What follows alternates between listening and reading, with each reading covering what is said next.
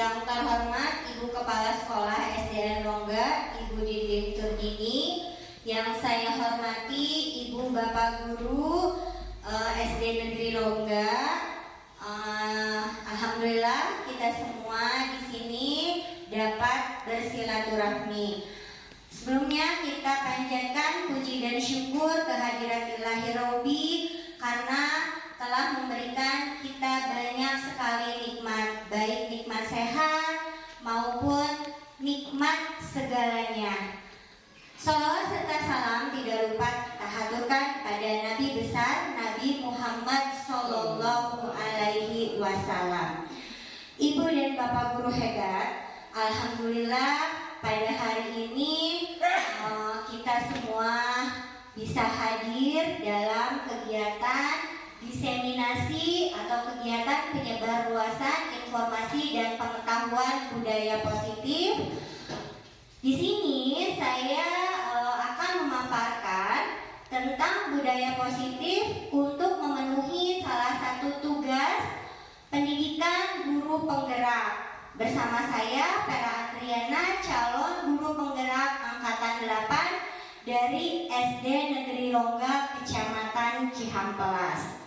Ibu dan Bapak guru, saya yakin Ibu dan Bapak sangat lelah karena tadi pagi sampai siang hari ini Ibu Bapak sudah melaksanakan kewajiban kita, yaitu memberikan ilmu kepada anak didik kita. Tepuk tangan untuk kita semua. Ya, baiklah. Ibu dan Bapak masih semangat? Masih semangat? Semangat. Kalau saya bilang SDN Rongga, Ibu Bapak jawab SDN Rongga hebat, oke? Baiklah. SDN Rongga? SDN Rongga hebat. Oke, terima kasih Ibu Bapak. Sekali lagi tepuk tangan untuk kita semua. Baiklah Bapak dan Ibu, saya sangat bersyukur sekali karena saya bisa berdiri di sini, berada di tengah-tengah Ibu Bapak guru yang sangat hebat. Nah, sebelum saya memaparkan tentang budaya positif, saya ingin memberikan sedikit pertanyaan tentang budaya positif. Kira-kira apa sih budaya positif itu yang ada di benak Bapak dan Ibu, yang ada di pikiran Bapak dan Ibu? Ayo, siapa yang bisa jawab? Ya, Bu Santi. Kebiasaan yang baik. Kebiasaan yang baik, betul sekali. Kemudian siapa lagi? Ada lagi yang bisa menjawab? Budaya positif, kira-kira ya, Bu Pia. Kegiatan bermanfaat. Kemudian apa lagi? Kebudayaan-kebudayaan yang telah kita lakukan di SD Rongga ini. Kebiasaan-kebiasaan apa saja yang telah kita laksanakan di SD Rongga ini? Budaya positif apa saja? Contohnya seperti ya Bu Ika. Senyum, ya. Senyum adalah ibadah, betul sekali. Kemudian apa lagi? Iya Pak Ade. Apa? 3S apa itu 3S, Ade? Senyum, sapa, salam. Senyum, sapa, salam, betul sekali. Nah, itu adalah budaya positif. Budaya positif apakah sangat penting kita terapkan di sekolah kita ini? Ya, sangat penting sekali. Budaya positif diterapkan di semua sekolah, terutama atau khususnya di sekolah kita yaitu SD Negeri Rongga. Nah, budaya positif ini telah dicita-citakan oleh siapa? Ki Hajar Dewantara. Ki Hajar Dewantara telah mencita-citakan dalam filosofinya Ki Hajar Dewantara, yaitu menciptakan budaya positif. Budaya-budaya yang baik yang tentu saja harus diterapkan di semua sekolah, terutama sekolah kita ini. Nah, budaya positif ini harus kita sebarluaskan, tidak hanya kita sebagai guru saja, tetapi oleh semua warga sekolah. Kenapa? Agar siswa kita atau yang bertanggung jawab, kemudian apalagi berakhlak mulia, kemudian berbudi pekerti luhur, seperti agar terwujudnya profil pelajar Pancasila, ya, Bapak Ibu ya. Nah, di sini ada beberapa konsep inti budaya positif. Ada perubahan paradigma belajar, disiplin positif, nilai-nilai kebajikan, kebutuhan dasar manusia, motivasi perilaku manusia, posisi kontrol guru, keyakinan kelas, dan segitiga restitusi. Ya. Nah, yang pertama kita akan bahas adalah perubahan paradigma belajar atau pembelajaran dengan paradigma baru. Nah, sebelumnya saya ingin tahu dulu, kita sering mendengar istilah pembelajaran berpusat pada murid dan pembelajaran berpusat pada siswa. Nah, coba saya ingin tahu, kita sudah melaksanakan pembelajaran yang mana? Apakah masih pembelajaran yang lampau, yaitu pembelajaran yang berpusat pada guru, atau pembelajaran yang berpusat pada murid? Coba, saya mau tanya dulu. Semuanya sudah melaksanakan pembelajaran berpusat pada murid? Sudah? Sudah belum? Sudah, alhamdulillah sudah ya. Kita semua SDN Rongga sudah melaksanakan pembelajaran yang berpusat pada murid. Berarti kita sudah melakukan perubahan ya. Nah, pembelajaran dengan paradigma baru. Pembelajaran dengan paradigma baru ini merupakan pembelajaran yang dirancang berdasarkan prinsip pembelajaran berdiferensiasi, sehingga para peserta didik belajar sesuai kebutuhannya berdasarkan tahap perkembangan sesuai teori psikologi modern untuk mewujudkan profil pelajar Pancasila. Nah, Ibu Bapak, di sini ada kata pembelajaran berdiferensiasi. Pembelajaran berdiferensiasi ini adalah pembelajaran yang berpusat pada murid.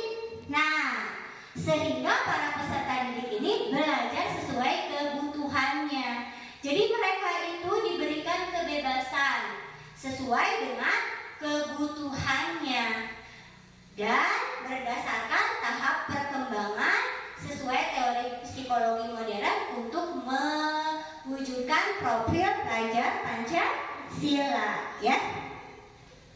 Nah, berpusat pada murid ini tujuannya adalah untuk mewujudkan profil pelajar Pancasila. Profil pelajar Pancasila ini terdapat 6 dimensi.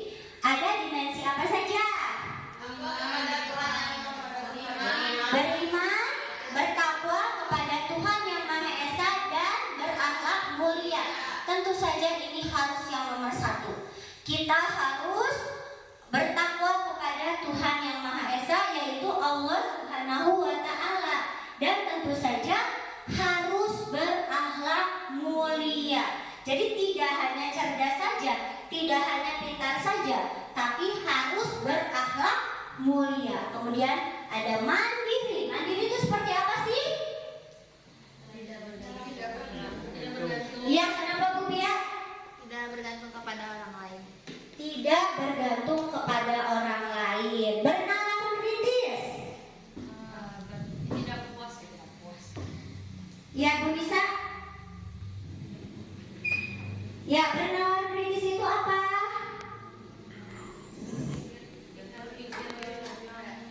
Bernalar kritis itu apa ya? Seperti apa ya? Berpikirnya yang ada kemajuan. Iya, berpikir yang Ada kemajuan.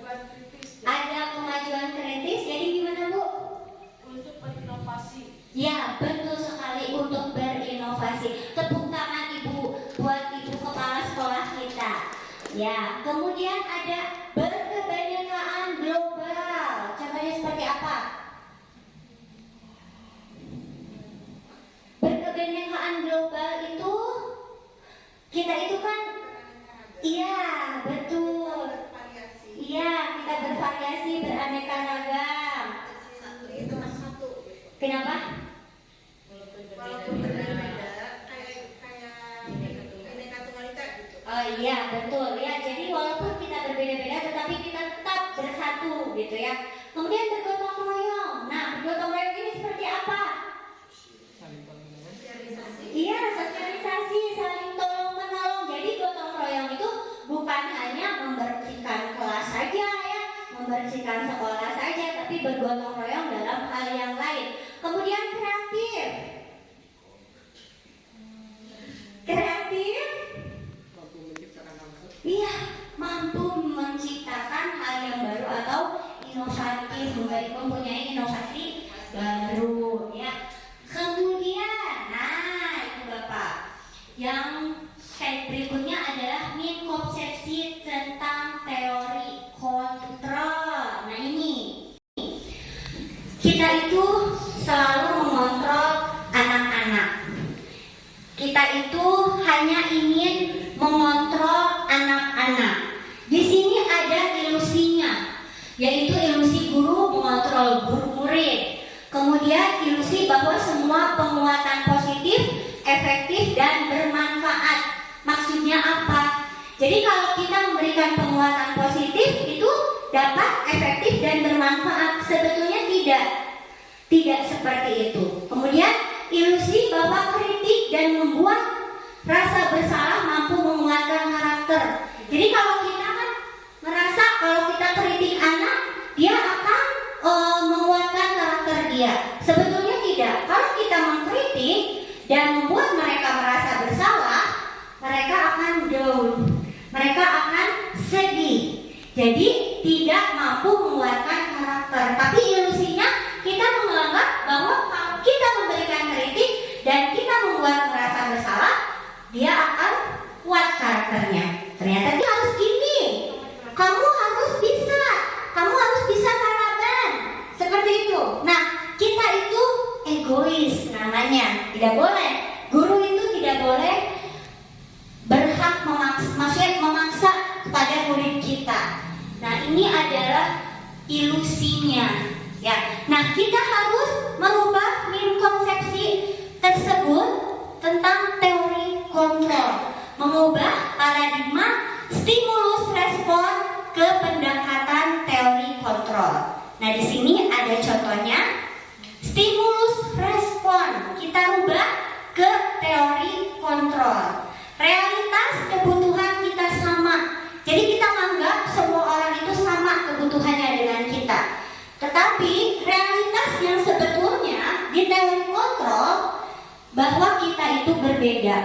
Sekarang seperti ini, Bu Ika dengan Bu Otim, apakah kebutuhannya sama? Pasti berbeda, ya.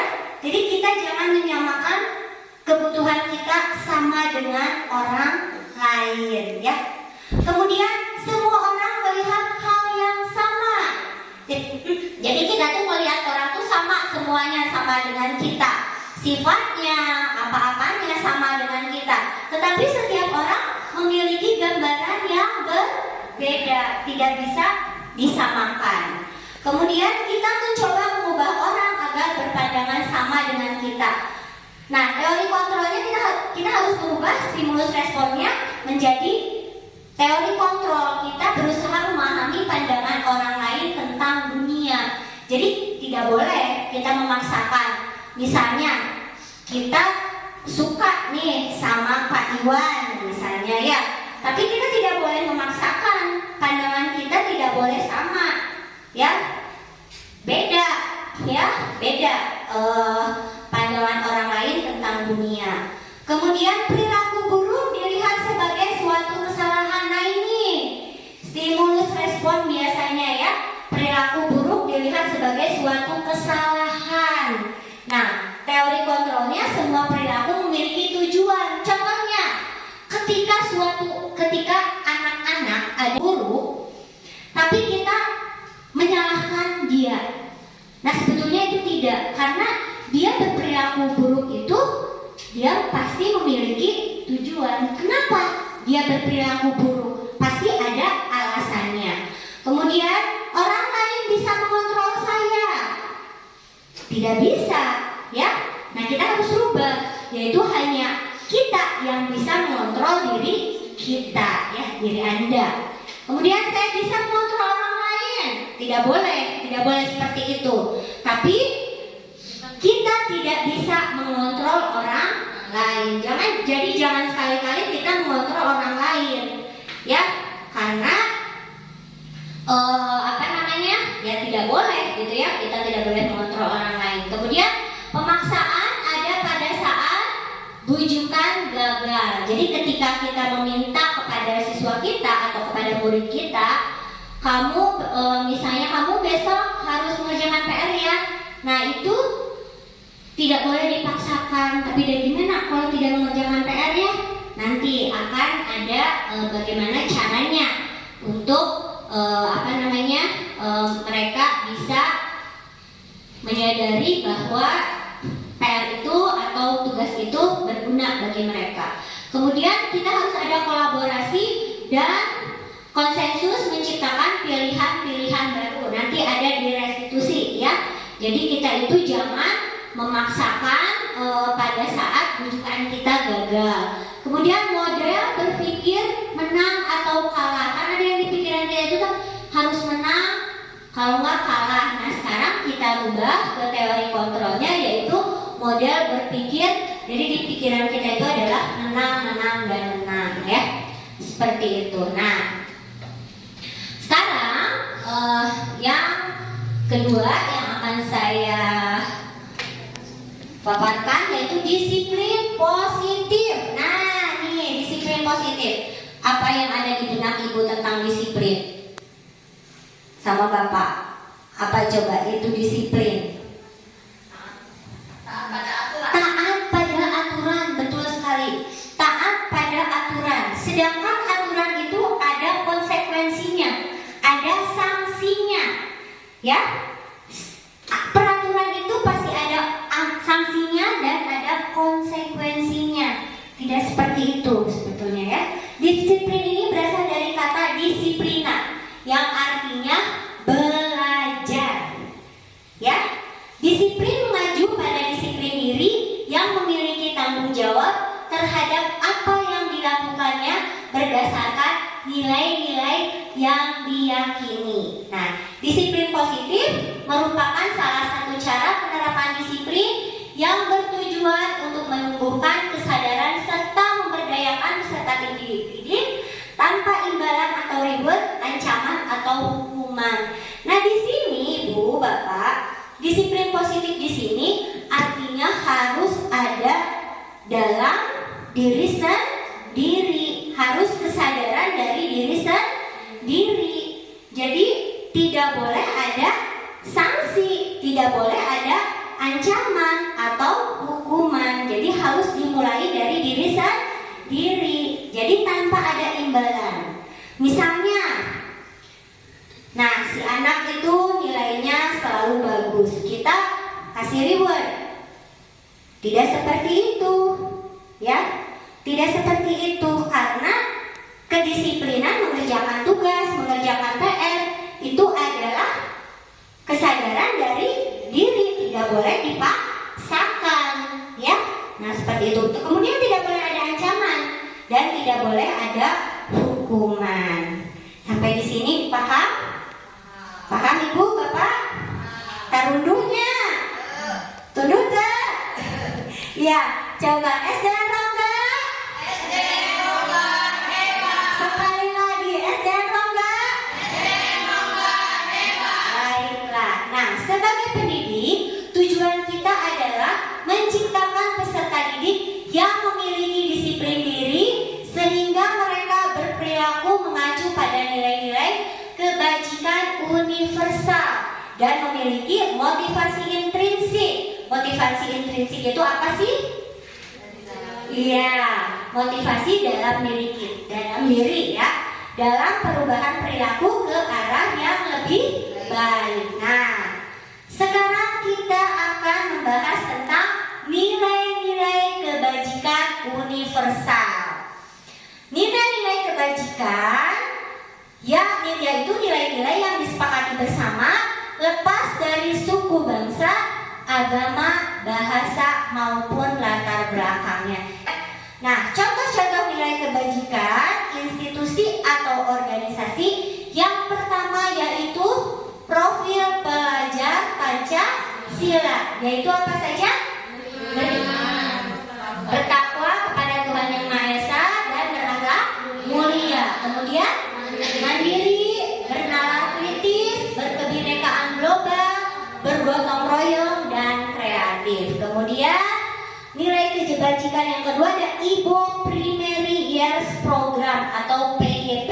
Jadi sikap murid ya ini, yaitu apa? Toleransi. Nah, ini toleransi berarti walaupun berbeda agama tetap harus toleransi. Rasa hormat, integritas, mandiri, menghargai, antusias, empati, keingintahuan, kreativitas, kerjasama, percaya diri, dan komitmen. Kemudian ada nilai kebajikan 9 pilar karakter atau Indonesia Heritage Foundation atau IHF.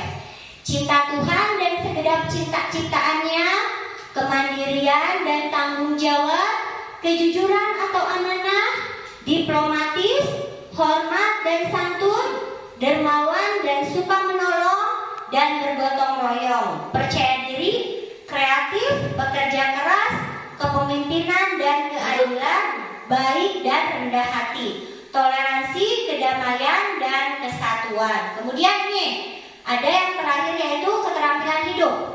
Dapat dipercaya, lurus hati, pendengar yang aktif, tidak merendahkan orang lain, memberikan yang terbaik. Nah, Ibu Bapak, di sini 9 pilar karakter atau IHF ada keterampilan hidup. Ini sama dengan apa juga?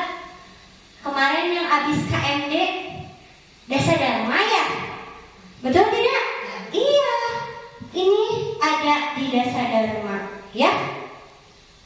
Nah, kemudian sekarang dari nilai-nilai kebajikan kita ke kebutuhan dasar manusia. Kebutuhan dasar manusia ini adalah segala sesuatu yang kita lakukan untuk mendapatkan apa yang kita inginkan. Seluruh tindakan yang kita lakukan memiliki tujuan tertentu dan usaha terbaik yang kita lakukan adalah dalam rangka agar kebutuhan dasar kita terpenuhi dengan baik. Nah, apabila kebutuhan dasar kita tidak terpenuhi, maka akan terjadi hal-hal yang tidak kita inginkan atau hal-hal yang menyimpang. Nah, oleh sebab itu kita harus mengetahui kebutuhan dasar apa saja yang harus dimiliki oleh murid kita. Jangan sampai kita mengabaikan kebutuhan dasar murid-murid kita, ya. Nah, di sini ada 5 kebutuhan dasar manusia.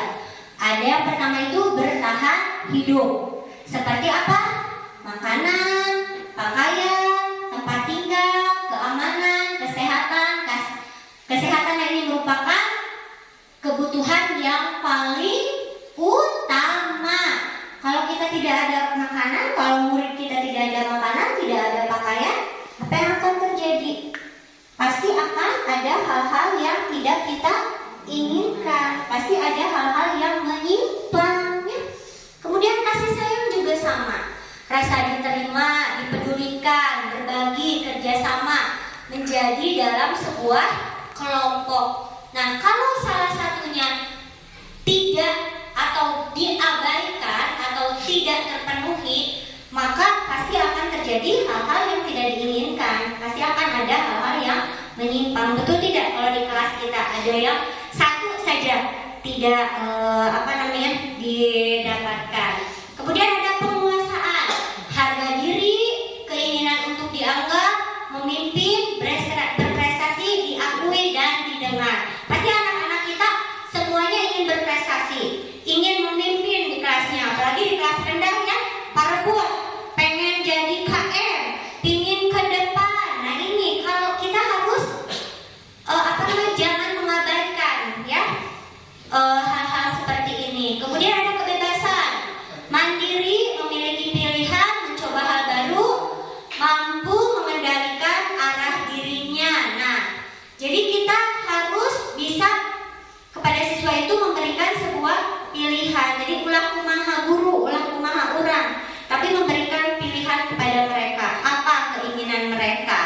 ya.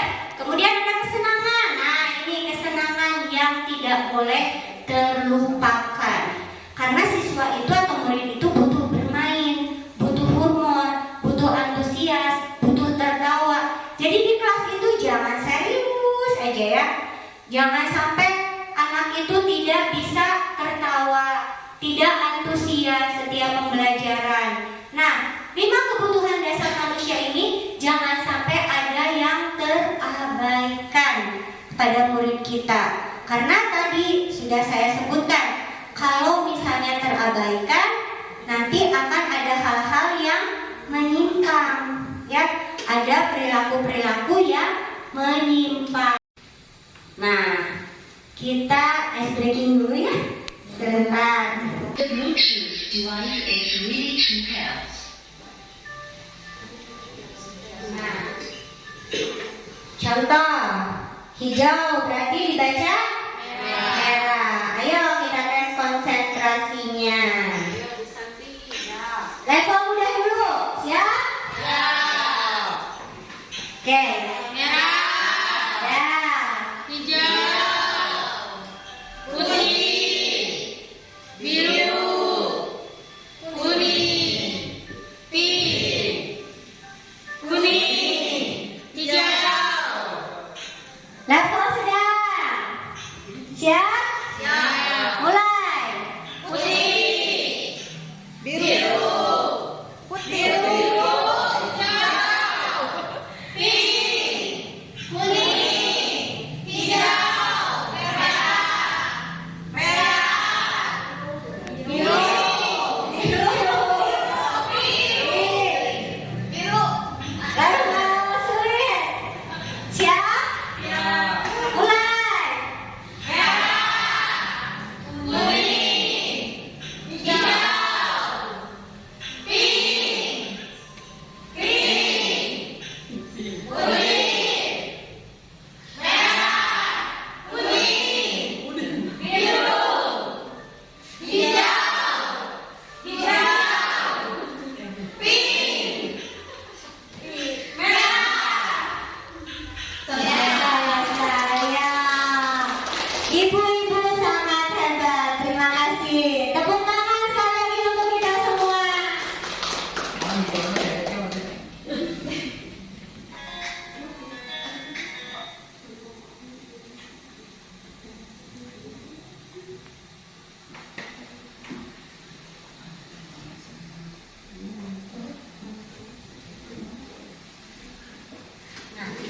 Sekarang setelah tadi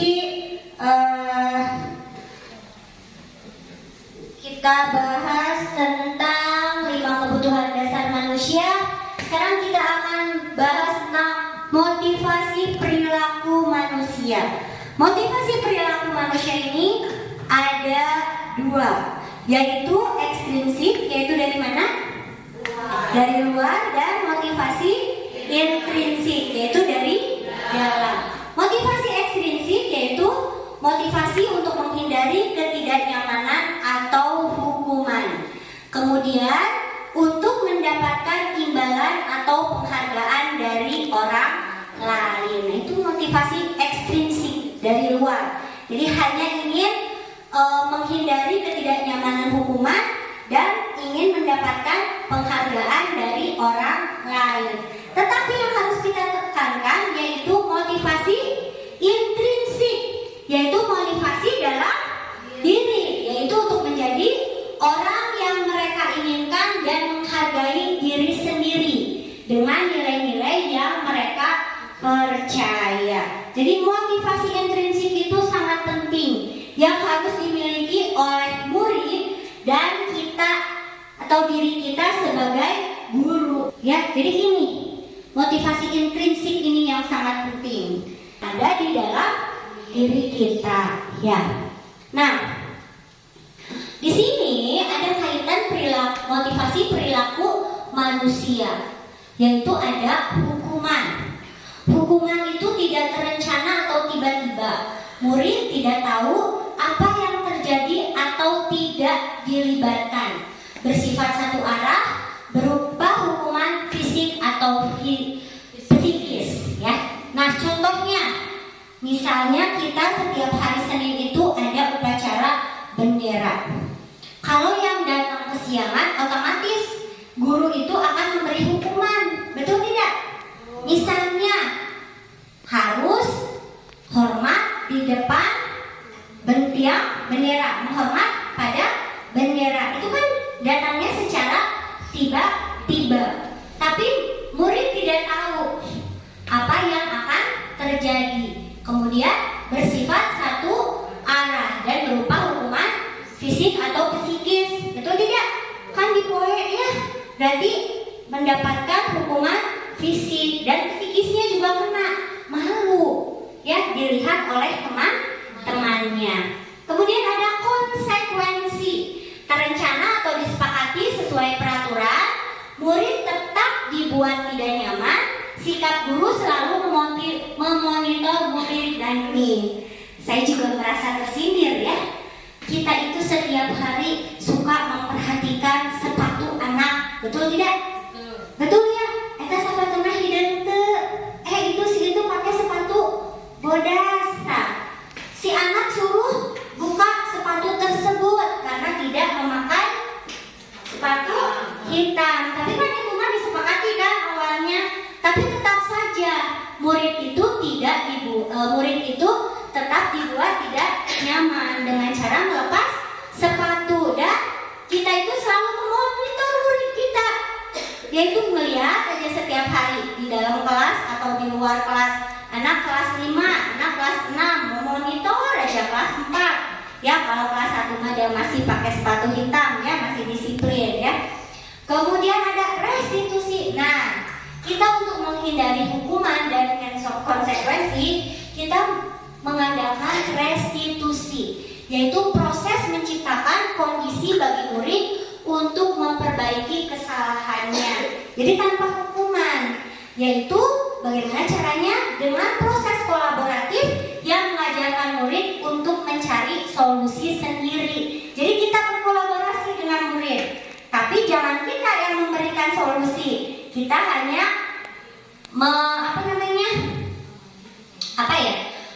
kita hanya memberikan arahan, hanya menuntun kepada murid untuk mencari solusinya sendiri. Nah itu ya. Kemudian, Bu Bapak, tadi kita sudah membahas tentang motivasi perilaku manusia. Kemudian ada hukuman, ada konsekuensi, dan ada restitusi. Nah sekarang ada 5 posisi kontrol guru. Nah, coba lihat. Guru itu ada guru penghukum, ada teman, guru pemantau, guru pembuat merasa bersalah, dan guru manajer. Kira-kira yang mana sih yang ibu bapak biasa lakukan, atau posisi bapak ibu guru itu ada di mana? Apakah penghukum, apakah teman, apakah pemantau, apakah pembuat merasa bersalah, ataukah manajer? Semuanya berperan. Semuanya berperan. Bagus, hebat ya. Tetapi Bu Bapak, diusahakan kita jangan sampai menjadi guru penghukum, ada di posisi kontrol guru penghukum, guru pemantau, apalagi pembuat merasa bersalah. Jadi kita itu selalu menghukum anak aja setiap hari. Tidak mengerjakan PR, ayo kamu ke depan, ayo kamu bersihkan WC, dan tidak mengerjakan PR. Kemudian pemantau, terus aja dipantau, mencari kesalahan murid. Kemudian pembuat merasa bersalah. Contohnya seperti apa? Contohnya seperti apa coba? Kalau pembuat merasa bersalah yang sering kita lakukan. Ayo, apa coba? Pembuat merasa bersalah. Tuh kan, kata ibu juga, jadi jatuh, jangan lari-lari. Tuh, betul kan kata ibu juga, kamu jadi jatuh. Nah, seperti itu. Nah, kalau manajer ini adalah guru yang sempurna. Dia bisa mengayomi murid-muridnya, menjadi teman dengan murid-muridnya, memberikan bersama-sama berkolaborasi dengan teman-teman dengan murid-muridnya, ya. Nah, Ibu Bapak, di sini ada contoh penerapan 5 posisi kontrol guru. Kasusnya, siswa tidak memakai atribut lengkap saat upacara bendera, yaitu sebagai penghukum. Hormat pada bendera selama 1 jam, sangat kejam ya. Guru, kasusnya siswa tidak memakai atribut lengkap saat upacara bendera, yaitu hormat pada bendera selama 1 jam, yaitu guru penghukum. Kemudian di sini ada pembuat merasa bersalah. Nah, apa yang dilontarkan oleh guru? Berapa kali Bapak Ibu harus memberitahu kamu selalu saja mengecewakan Bapak atau Ibu, ya? Kemudian ada posisi kontrol teman. Ayo dong ikut aturan sekolah, tolong bantu Bapak Ibu yang sekali ini ya. Ya sudah, tidak apa-apa, lain kali jangan sampai berbuat seperti ini lagi. Itu sebagai teman. Jadi kita menjadikan murid itu sebagai teman. Kemudian sebagai pemantau. Kamu sudah melanggar peraturan sekolah, kamu tahu konsekuensinya. Setelah upacara kamu beri atributnya ke koperasi dan jangan diulangi lagi ya. Nah itu sebagai pemantau. Seperti tadi ya, kita terus saja memantau. Ada yang pakai atribut nggak ya, ada yang nggak pakai atribut nggak ya, gitu ya. Kemudian yang terakhir ada manajer. Apakah kamu tahu kesalahanmu? Kira-kira bagaimana kamu memperbaiki kesalahanmu? Nah, kalau ada anak yang berbuat masalah, kita jangan sampai melontarkan perkataan atau pernyataan yang tadi seperti guru apa tadi kan? Guru penghukum, pemberi bersalah, kemudian apalagi pemantau. Jangan sampai memberikan atau melontarkan kata-kata seperti yang tadi sudah dilihat slide-nya ya. Kemudian, nah, Ibu Bapak sudah paham tentang contoh penerapan 5 posisi kontrol guru? Sudah? Baiklah. Kalau sudah, di sini saya ada contoh posisi kontrol apa yang ada di slide ini dan Ibu Bapak hanya tinggal menebak. Nah, saya kecewa sekali dengan kamu. Kira-kira posisi kontrol apa? Apa? Merasa bersalah. Ya. Kemudian kamu tidak pernah benar melakukannya. Apa? Kamu tidak pernah benar melakukannya. Yang pertama apa coba? Iya betul, penghukum. Kemudian apa rencanamu untuk menyelesaikan masalah ini? Ya betul, Bu Santi dan yang lain-lainnya hebat. Berarti memperhatikan ya. Kemudian ini, ayolah lakukan demi Bapak Ibu. Teman, betul sekali ya. Kemudian ini, kamu tidak pernah mendapat nilai jika tidak mengerjakan tugas. Apa? Penghukum, betul? Betul, tidak mendapat nilai hukumannya. Kamu tidak pernah mendapat nilai jika tidak mengerjakan tugas. Penghukum atau apa? Pemberi? Ya, betul ya. Betul, pemberi bola salah bukan? Penghukum. Betul, pemantau. Jadi kita pantau setiap hari ya apakah mengerjakan tugas atau tidak. Jadi ini merupakan pemantau. Betul ya Pak Deki? Terima kasih Pak Deki. Nah itu tadi ya. Berarti Ibu Bapak sudah paham tentang posisi kontrol pada guru ya. Tepuk tangan buat kita semua. Baiklah. Mudah-mudahan kita semua bisa melakukan perubahan ya. Karena perubahan itu tidak harus sempurna, tapi sedikit demi sedikit kita bisa merubahnya ya. Harus tentu saja harus ada diri kita sendiri. Baiklah. Kemudian, nah, tadi setelah posisi kontrol, sekarang ada keyakinan kelas. Sudah membuat keyakinan kelas? Sudah, ya. Nah, kenapa keyakinan kelas? Kenapa bukan peraturan kelas? Coba, apa perbedaannya antara keyakinan kelas dan peraturan kelas? Iya, Bu Ika.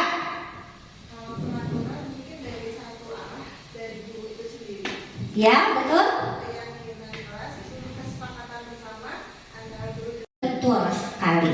Jadi kalau peraturan kelas itu dilakukan oleh kita sebagai guru, dan tentu saja yang namanya peraturan itu ada konsekuensinya, ada sanksinya. Tapi kalau keyakinan kelas dibuat oleh murid dan disepakati oleh guru, sehingga terciptalah kesepakatan kelas, dan harus ada dalam diri murid sendiri. Harus kesadaran, ya, tidak boleh dipaksakan.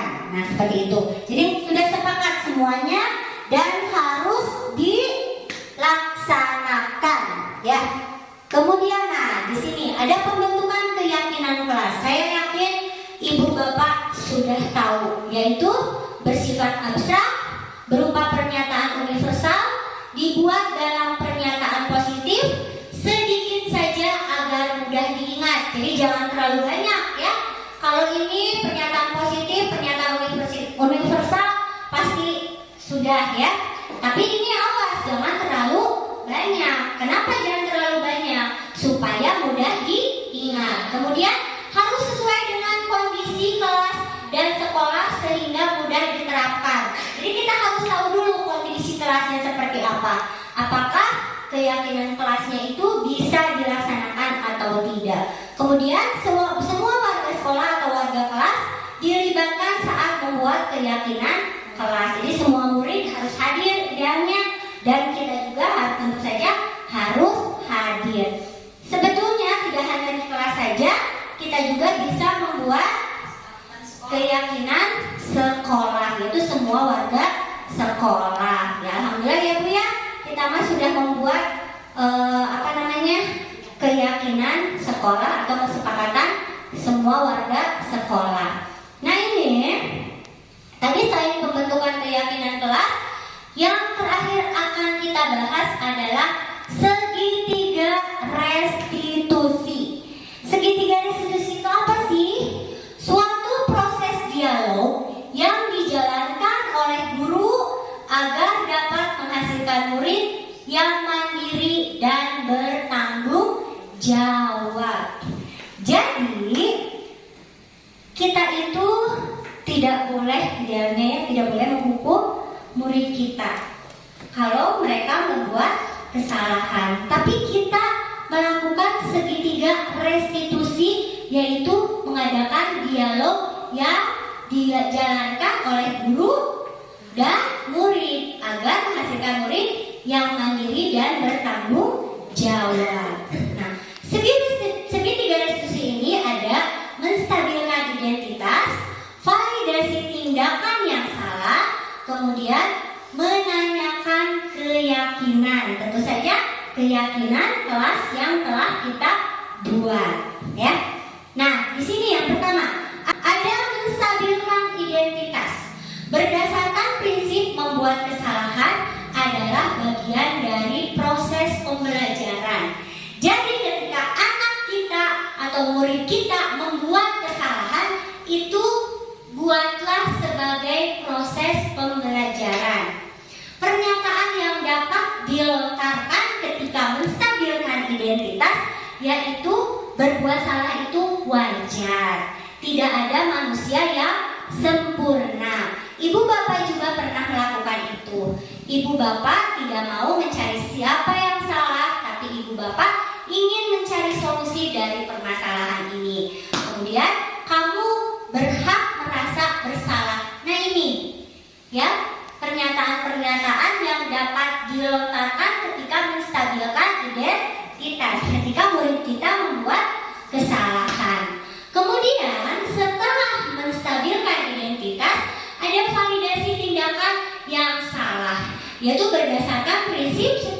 perilaku berupaya memenuhi suatu kebutuhan tertentu. Jadi kita validasi dulu tindakan yang salahnya, yaitu dengan melontarkan kata-kata, kamu pasti punya alasan kenapa kamu melakukan hal itu. Padahal kamu bisa melakukan yang lebih buruk dari ini ya. Kemudian kamu patut bangga karena telah melindungi sesuatu yang penting buat kamu. Kamu melakukannya karena mempertahankan sesuatu yang penting bagimu. Jadi kita validasi dulu yang salahnya, ya.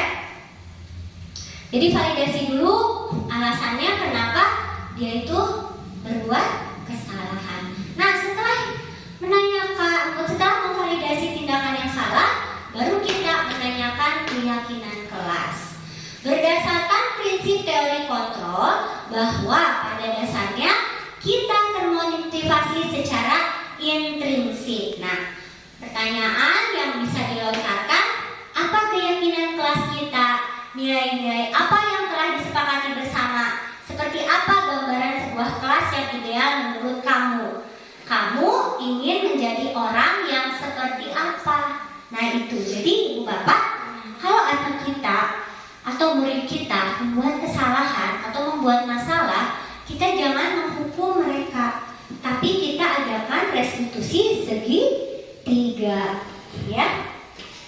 Nah itu, di sini saya akan menampilkan video contoh penerapan segitiga restitusi.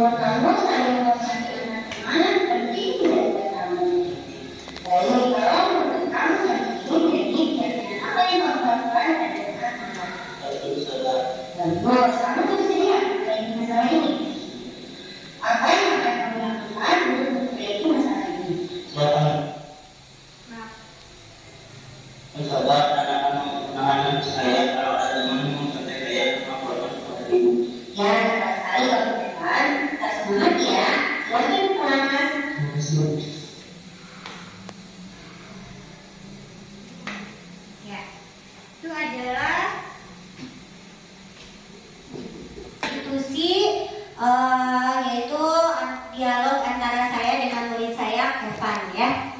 Nah, Ibu Bapak, alhamdulillah kita ada di penutup acara terakhir, kegiatan terakhir, yaitu dalam penerapan program disiplin positif, hendaknya guru memiliki standar kepribadian profesional dan sosial yang baik, di mana guru mampu merefleksi dirinya dalam posisi kontrol saat ini. Bagaimana perjalanan dirinya sebagai among atau manajer yang menuntun murid-muridnya menjadi insan yang mandiri, merdeka, dan bertanggung jawab. Nah, itu ya. Alhamdulillah, terima kasih banyak atas perhatiannya, dan terima kasih sekali lagi saya ucapkan telah menyempatkan untuk hadir dalam kegiatan diseminasi ini. Mohon maaf apabila ada perkataan yang kurang berkenan. Billahi taufik wal hidayah. Assalamualaikum warahmatullahi wabarakatuh.